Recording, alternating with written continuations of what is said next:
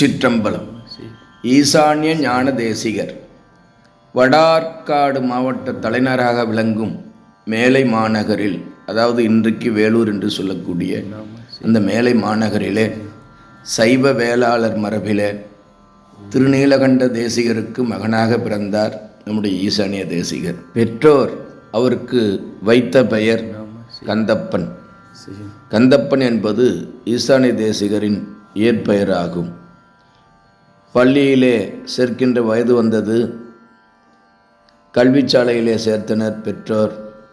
அங்கே ஆசிரியர்களே வியக்கும் வண்ணம் அற்புதமாக பாடங்களை பயில்வதும் அறிவு சார்ந்த பதில்களை சொல்வதுமாக இருந்தார் கந்தப்பன். நாளொரு மேனியும் பொழுதொரு ஒன்றுமாக வளர்ந்தார். மணப்பருவம் திருமணம் செய்து வைப்பதற்காக பெற்றோர்கள் முயற்சி செய்தனர். அப்போது கந்தப்பன் திருமணமெல்லாம் வேண்டாம், தல யாத்திரை போகப் போகிறேன் என்று கந்தப்பர் சொல்ல பெற்றோர்கள் வேறு வழியின்றி சம்மதித்தனர். கந்தப்பர் பயணம் செய்து கொண்டே முதலில் தில்லை மாநகரை அடைகின்றார். அம்பலவாணரை கூத்தபெருமானை கண்டு வழிபாடு செய்த பின் தில்லையின் எல்லையிலே சிவயோகத்தில் அமர்ந்திருந்த மௌன குருவின் அருளை பெறுவதற்காக சென்றார். பக்குவம் போதாமையினாலே குருவின் அருள் இவருக்கு கிடைக்கவில்லை. என்றாலும் உடைகளை களைந்துவிட்டு கோவனாண்டியாகி மௌன குருவிற்கு தொண்டு செய்ய தொடங்கினார். கந்தப்பர் மேல் கருணை கொண்ட அவரை தியான நிலையிலே அமரச் செய்துவிட்டார் மௌனகுருநாதர். சில நாட்களுக்கு பிறகு ஞான குருவிடம் விடைபெற்று கொண்டு திருவாரூருக்கு சென்று அங்கிருந்த சிவயோகியான தட்சிணாமூர்த்தி சுவாமிகளிடம் அருளுபதேசம் பெற்றுக்கொண்டு பொருள் வைத்த சேரியில் இருந்த உகந்தலிங்க ஞான தேசிகருடன் உரையாடினார். மௌன நிட்டை கூடி தவம் ஏற்ற தகுதியான இடம் யாதென்று ஆராய்ந்தார். அண்ணாமலையார் அவருக்கு தோன்றா துணையாய் இருந்து கொண்டே இருப்பதனாலே திருவண்ணாமலையே தவம் ஏற்றுவதற்கு தகுதியான இடம் என்று எண்ணம் உண்டாயிற்று. ஞான தபோதனரை வாவென்று அழைக்குமலை அண்ணாமலை ஆதலால் திருவண்ணாமலையே தவத்திற்கு ஏற்றதென்று ஒரு எண்ணம் அவருடைய சிந்தையில் உருவாயிற்று. சிறந்த சிவயோகியாக மாறினார் கந்தப்பர். வேட்டை வளத்தினை அடுத்து பாக்கம் மலையிலே உள்ள ஒரு குகையிலே பல ஆண்டுகளாக தவம் ஏற்றினார். அவ்வூரில் வாழ்ந்த முத்துசாமி உடையார் சுவாமிகளுக்கு வேண்டிய பசும்பால் அளித்து வந்தார். உடையார் வீடு கட்ட நிலத்தை அகழ்ந்தபோது புதையல் கிடைத்தது. பெருஞ்செல்வரானார். இதனை அறிந்த அவ்வூர் மக்கள் இச்சிவயோகியால் தான் உடையாருக்கு புதையல் கிடைத்தது என்று எண்ணி கந்தப்பரிடம் வந்து தமக்கும் புதையல் கிடைத்திட அருள் செய்ய வேண்டுமென தொல்லை கொடுக்க ஆரம்பித்து விட்டனர். ஆகவே அவ்விடம் அமைதி இல்லாமல் போயிற்று. கந்தப்ப சுவாமிகள் திருவண்ணாமலைக்கு வந்து தென்மேற்கு திசையில் சிவயோகத்தில் அமர்ந்தார்.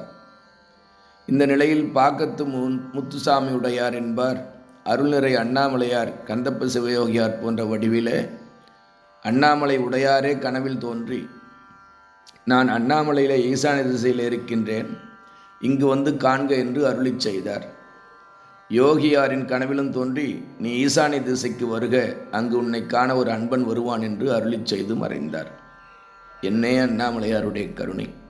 கந்தப்ப தேசிகரும் அண்ணாமலையார் கட்டளையிட்ட இடத்திற்கு சென்று யோகத்தில் இருந்தார். உடையாரும் அங்கு வந்து சுவாமிகளை கண்டு கை தொழுதார். தன் மனக்கவலையை விட்டார். நிறைவாக ஈசானிய திசையில் ஒரு ஆலமரத்தின் கீழ் தவத்தில் அமர்ந்தார். கந்தப்ப தேசிக சுவாமிகள் என்ற பெயர் மறைந்து ஈசானி ஞான தேசிகர் என்ற பெயரே இப்போது நிலை பெற்றது. தேசிகர் தவத்தில் இருக்கும்போது இருபுறமும் பாதுகாப்பாக 2 புலிகள் படுத்திருந்தன. சிற்பங்கள் ஓவியங்கள் வாயிலாகவும் இது அறிய முடிகிறது. அண்ணாமலை பெருமானும் உண்ணாமலை அம்மையுமே புலி வடிவம் கொண்டு தமக்கு அருகில் அமர்ந்திருப்பதாக சுவாமிகள் கருதினாரா. சுவாமிகள் புலியை நோக்கி, என் அரசே, அண்ணாமலை பெருமானே என்று சொல்லி தடவி கொடுப்பார். அன்பர்கள் சுவாமிகளை காண வரும்போது அவை மலைச்சாரல் நோக்கி ஓடிவிடும். ஐடன் என்ற ஆங்கிலேயர் திருவண்ணாமலை மாவட்டத்திற்கு கலெக்டராக இருந்தார். சுவாமிகளை கண்டு வணங்கி நீண்ட காலமாக தமக்கு இருந்த காசநோய் நீங்க பெற்றார். அதனாலே மகிழ்ச்சியுற்ற ஆங்கிலேயர் சுவாமிகளுக்கு விளைநிலங்களையும் செல்வத்தையும் தர விரும்பினார்கள். ஆனால் சுவாமிகள் அதற்கு உடன்படாமல், எனக்கு எப்பொருளும் தேவையில்லை, அங்கு 2 பிள்ளைகளுடன் ஒரு இல்லறத்தான் இருக்கின்றான் என்று அண்ணாமலையை கை காட்டினார். அவனுக்கு எவ்வளவு கொடுத்தாலும் தகும் என்று அண்ணாமலையார் கோயிலை காட்டினார். மாவட்ட ஆட்சியாளர் பெரு வியப்பிற்கு உள்ளாயினார். பின்பு ஒரு நாள் அந்த ஆங்கிலேயர் மாவட்ட ஆட்சியாளர் ஒரு அலுவல் காரணமாக திருக்கோவிலூர் சென்றிருந்தார். அப்போது அண்ணாமலையில் கார்த்திகை பெருவிழா, தேர் திருவிழாவின் போது உடனிருந்து விழாவை நடத்த வேண்டுமென கலெக்டர் கருதினார். ஆகவே திருவண்ணாமலைக்கு புறப்பட்ட போது பெண்ணையாற்றில் வெள்ளப்பெருக்கு அஞ்சத்தக்கதாக இருந்தது. அவ்வளவு வெள்ளம், பெருவெள்ளம். அப்போது ஐடன் துரைமகனார் குதிரை மேல் ஏறிக்கொண்டு ஈசானிய தேசரை உள்ளத்தை நினைத்து ஆற்றில் இறங்கிவிட்டார். குதிரை வெள்ளத்தை கண்டு அஞ்சி திகைத்து நின்றது, முன்னங்காலை தூக்கியது. அப்போது துரைமகனார் சாட்டையை கையில் பிடித்து, ஏன் திகைக்கிறாய்? பெரிய ஐயாவை, அதாவது அண்ணாமலையாரையும், சின்ன ஐயாவை, அதாவது ஈசானிய தேசிகரையும் பார்த்து நீண்ட நாட்கள் ஆகின்றன, புறப்படு என்று தட்டினார். குதிரை எவ்வாறு மறுக்கரைக்கு வந்தது என்று அவருக்கே புரியவில்லை. அந்த நேரத்தில் அண்ணாமலையில் ஒரு அற்புதம் நிகழ்ந்தது. ஈசானிய தேசிக்கு இருந்த இடத்திலேயே கையை தெற்கே நீட்டி வடக்கே கொண்டு வந்தார். அருகில் இருந்தவர்கள், சுவாமி, இப்போது தாங்கள் செய்த செயலுக்கு பொருள் என்ன? எங்களுக்கு புரியவில்லை என்று கேட்டனர், வேண்டிக் கொண்டனர். ஈசானிய ஞான தேசிகர் அவர்களை நோக்கி, அன்பன் ஒருவன் என்னை நினைத்து கொண்டே வெள்ளம் பெருக்கெடுத்தோடும் ஆற்றில் இறங்கிவிட்டான், அவனை மறுகரைக்கு கொண்டு வந்தேன் என்றார். கலெக்டர் திரும்பி வந்த பிறகு எல்லோரும் உண்மை அறிந்தனர். பிறகு சுவாமிகள் சச்சிதானந்த பெருவாழ்வை பெற்றார். நண்பர்களே, இன்று மிருகசிரிச விண்மீன் ஈசான தேசர் குருநாதருக்கு அற்புதமாக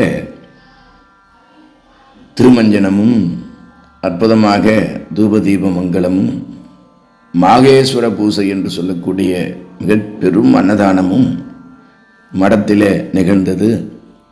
அற்புதமாக அடியன் கூட அங்கே தான் அன்னம் பாலிப்பு செய்தேன். எல்லா யோகிகளுக்கும், சிவனடியார்களுக்கும், சித்தர் புருஷர்களுக்கும் அங்கே அன்னம் அற்புதமாக அந்த வழங்கிய காட்சியை பார்க்க காண கண் கோடி வேண்டும். அன்றிலிருந்து இன்று வரை ஈசானிய மடாலயத்திலே ஜீவசமாதி அற்புதமான கோவிலுக்கு தொடர்ந்து ஒவ்வொரு திங்களும் மிருகசிரிசம் விண்மீன் அன்று அற்புதமாக திருமஞ்சனம் அன்னம்பாளிப்பு செய்கின்றார்கள். மாகேஸ்வர பூசை என்று சொல்லுகின்றார்கள். மண்ணினில் பிறந்தார் பெரும் பயன், மதிசூடு மன்னலார் அடியார் தம்மை அமுது செய்வித்தல் என்று சொல்வதற்காக அதை போல செய்கின்றார்கள்.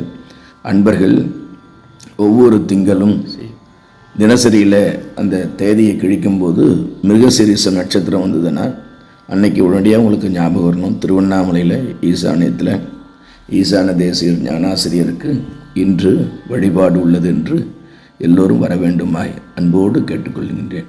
எம்பிரான் ஞானாசிரியர் ஈசான தேசிகர் திருவடிகள் போற்றி போற்றி. சிவா திருச்சிற்றம்பலம். அண்ணாமலை மன்னா போற்றி, கண்ணாரமுத கடலை போற்றி. திருச்சிற்றம்பலம்.